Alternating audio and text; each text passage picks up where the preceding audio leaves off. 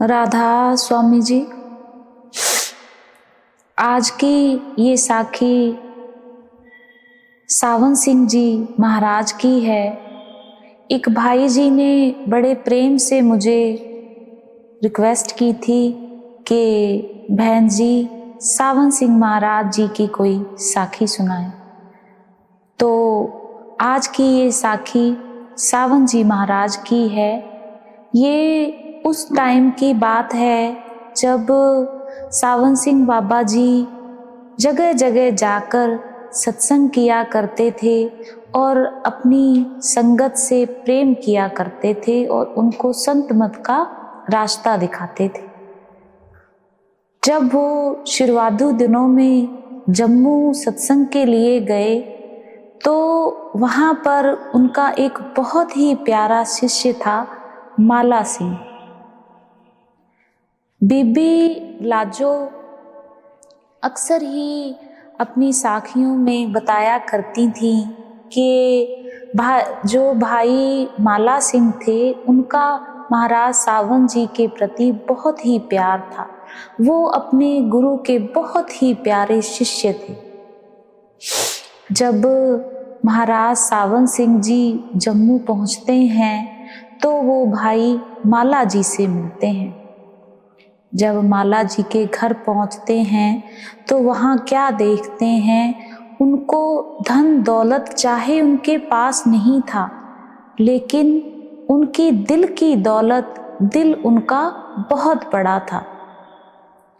घर में वो व्यवस्थाएं भी नहीं थी, वो चीज़ें भी नहीं थी जो आम इंसान को दुनियावी चीज़ें दुनिया में चाहिए होती हैं। तो वो एक बहुत ही गरीब और निर्धन शिष्य था, लेकिन कभी भी उसने अपने गुरु से कोई शिकायत नहीं की थी। उसे ऐसा लगता था जिसे गुरु ऐसा मिल गया वो सारी दुनिया का अमीर मनुष्य है। जब सत्संग सुबह के टाइम होता था, संगत को इकट्ठा किया जाता था, तब सावन सिंह जी महाराज सुबह के टाइम सत्संग फरमाया करते थे। जब वो वहाँ पर पहुँचे तो काफ़ी रात्रि हो गई थी। तो बीबी लाजो महाराज जी से कहती हैं, बाबा जी आपका बिस्तर लगा दिया जाए, आप कहाँ सोओगे आज। तो बाबा जी बड़े प्यार से बीबी लाजो को कहते हैं, काको आज अब मैं इतनी दूर आया हूँ तो मैं तो आज माला सिंह के घर पे ही सोऊंगा। अब वहाँ पर इतनी व्यवस्था नहीं थी कि माला जी के घर पर ऐसी व्यवस्था नहीं थी कि महाराज जी वहाँ पर रुककर विश्राम कर सकते। इसी बीच जो माला सिंह का कमरा था, बीबी लाजो ने उसको चद्दरों से, खेसों से कवर कर दिया और एक खेस बीच में लगाकर 2 पार्ट में उसका हिस्सा कर दिया।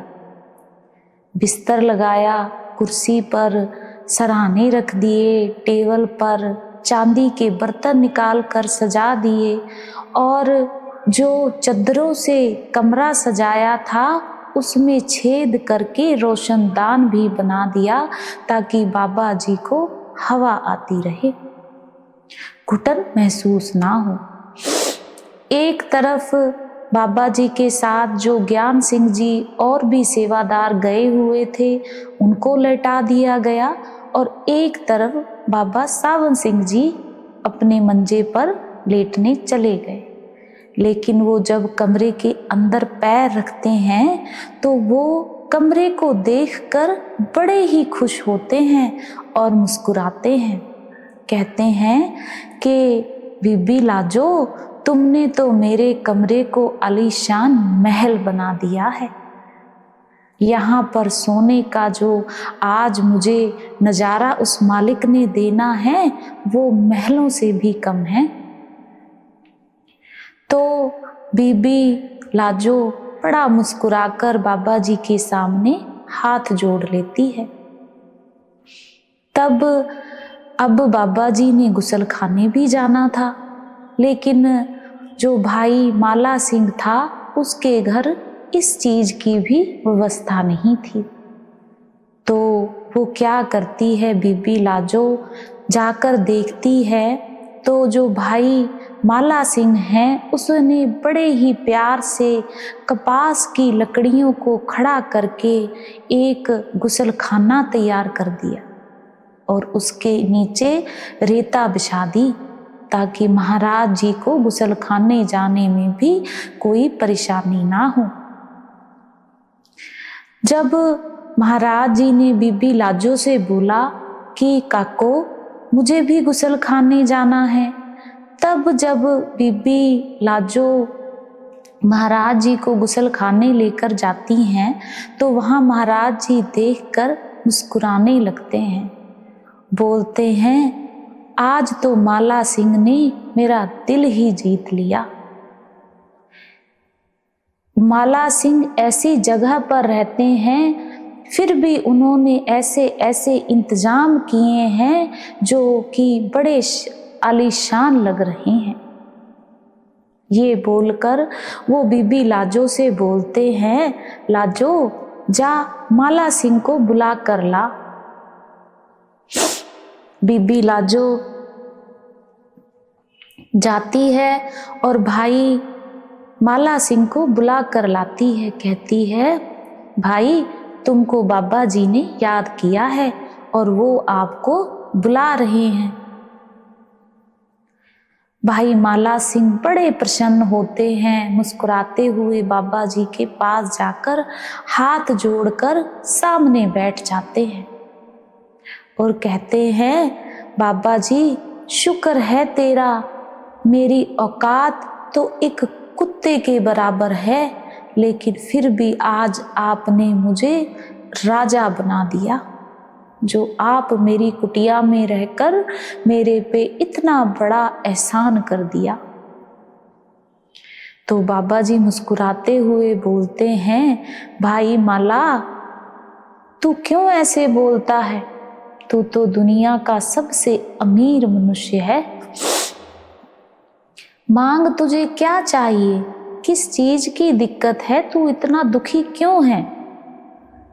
तो भाई माला सिंह कहता है बाबा जी एक तो गरीबी ने खा लिया, ऊपर से जब भी मेरे घर किसी पुत्र की दात या बच्चे होते हैं वो खत्म हो जाते हैं।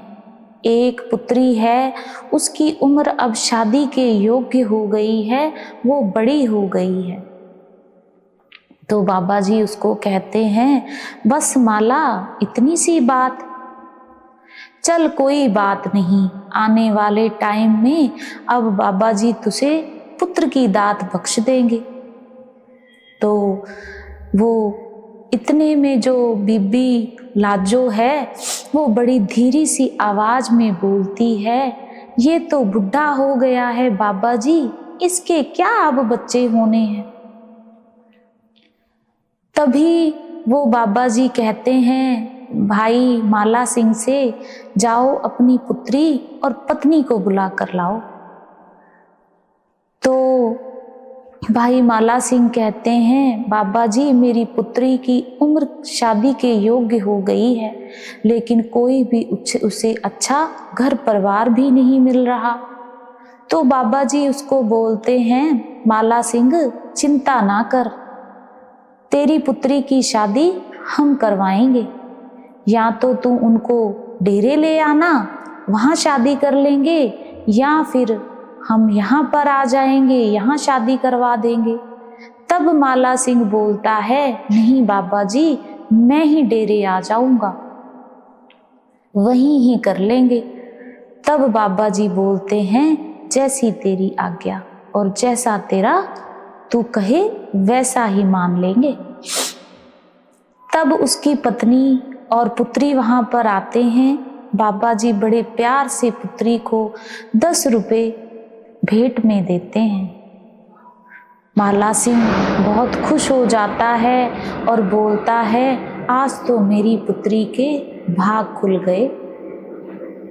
फिर वो जब माला सिंह बताता है कि बाबा जी मेरी पत्नी पेट से है, तो बाबा जी बीबी माला की तरफ देखकर, बीबी लाजो की तरफ देखकर मुस्कुराते हुए बोलते हैं, देख लाजो, मैंने बोला था ना तुझको बेटा होगा, तू बोल रही थी ये तो बुढ़ा हो गया है। तो बीबी लाजो आगे से मुस्कुरा देती है।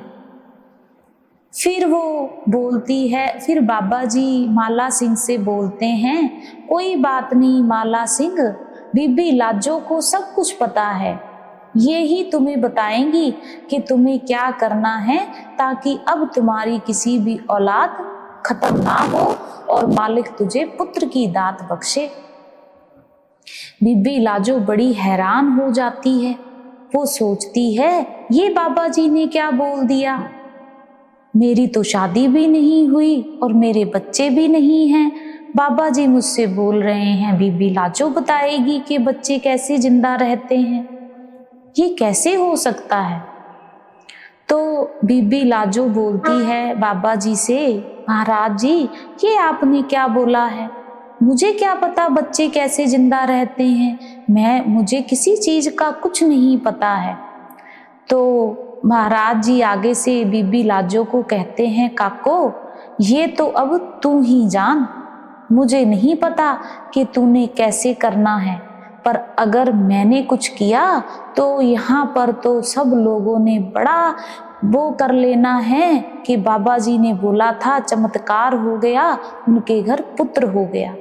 इसलिए मैं कोई भी अपने ऊपर इस चीज को नहीं लेना चाहता। लाजो अब तू ही देख तूने क्या करना है। तब बीबी लाजो को कुछ पता तो था नहीं। बीबी लाजो बताते हैं कि बस मैंने उस बहन से कहा, माला सिंह की पत्नी से, कि 4 इतबार निर्ले कालजे तूने कुएं में से पानी भर के लाके घर पर स्नान कर लेना है, बस इतना ही काम करना है। वचन तो संतों महात्माओं के थे जो पूरे होने ही होने थे। बस संत महात्मा पूर्ण गुरु कभी भी अपने ऊपर कोई चीज नहीं लेते। वो कब किसको क्या दात बख्श जाते हैं ये हम मूर्ख लोगों को कहाँ पता लगता है कि वो हमारी मदद किस तरीके से कर जाते हैं।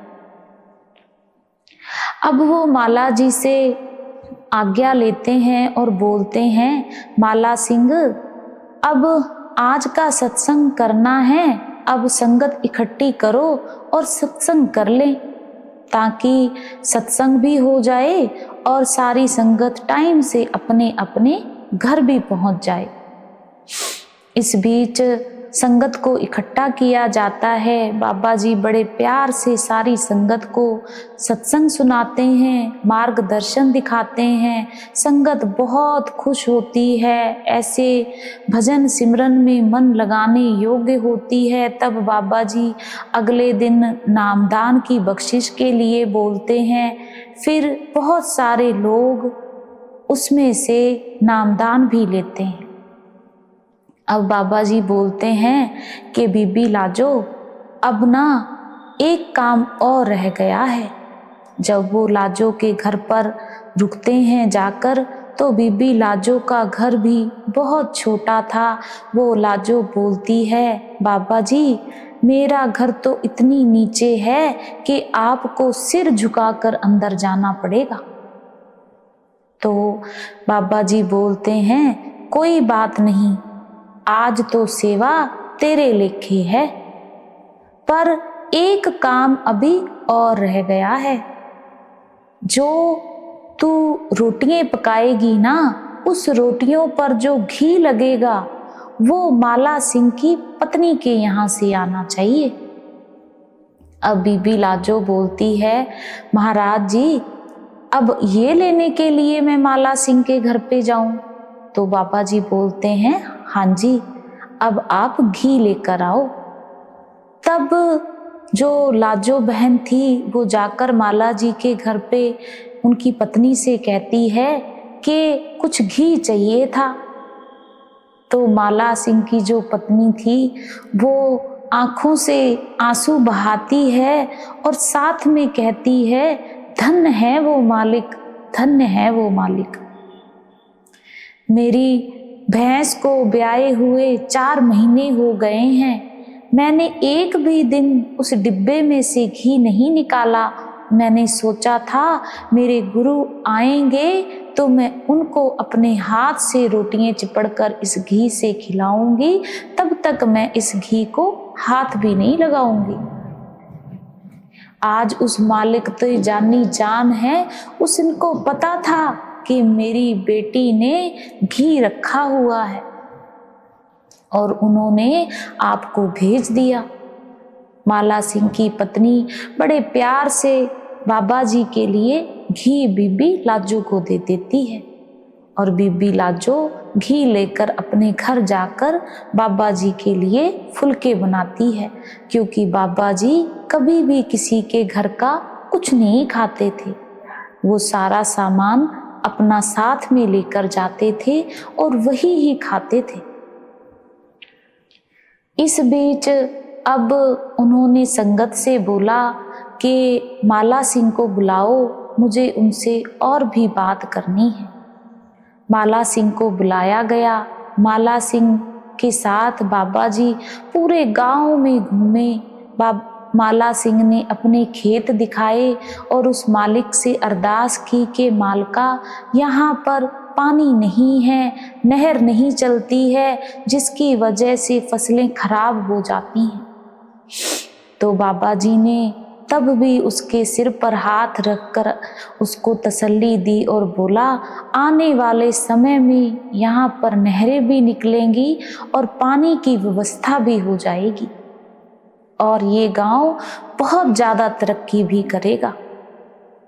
संतों महात्माओं के वचन कभी भी खाली नहीं जाते, वो किसी ना किसी तरह पूरे होते ही हैं। जब सतगुरु पूर्ण गुरु हो तो टाइम नहीं लगता चीजों को पूरा होने में। तो सावन सिंह जी महाराज ने वहाँ पर 2 दिन सत्संग फरमाया, तीसरे दिन नामदान की बख्शिश की और भाई माला सिंह के घर पर जाकर सारे परिवार को निहाल कर दिया। ये होता है सच्चे शिष्य का प्यार। जब हमारे अंदर उस मालिक से मिलने का प्यार होता है तो वो हमें जरूर मिलता है। वो चाहे किसी भी तरीके से किसी भी रूप में आकर हमारी मदद क्यों ना करे, पर हम कभी भी उसके लायक बनते ही नहीं हैं। कमियां हमारे अंदर हैं, हमारे गुरु में नहीं। अगर गुरु में होती तो हम उसके इतने प्यारे शिष्य ना होते। हम नामदान लेकर भूल बैठे हैं कि हमने नाम की बख्शिश जो हमें मिली है, हमें भजन सिमरन भी करना है। सारा दिन हम दुनिया के काम काजों में लगे रहते हैं, फोन देखते हैं, अपने दुनियावी काम करते हैं, लेकिन मालिक का नाम जपते समय हमें नींद आ जाती है। तो फिर किसके भरोसे, किसके लिए हम उस मालिक से लड़ते हैं कि मालिक तू हमारी बात नहीं सुनता, तू हमारी जो ख्वाहिशें हैं वो पूरी नहीं करता। क्या जो मालिक ने हमें दिया है हम वो काम करते हैं? नहीं करते। आज की ये साखी हमें फिर से सावन सिंह जी महाराज की याद दिला देती है। और भी बहुत सारी साखियाँ हैं जो माता पिता से सुनने को मिलती हैं, दादी जी से सुनने को मिलती हैं कि संत महात्मा ने किस तरह इस दुनिया में इंसानी रूप के जरिए दुनिया के लोगों का बेड़ा पार निभाया था। राधा स्वामी जी।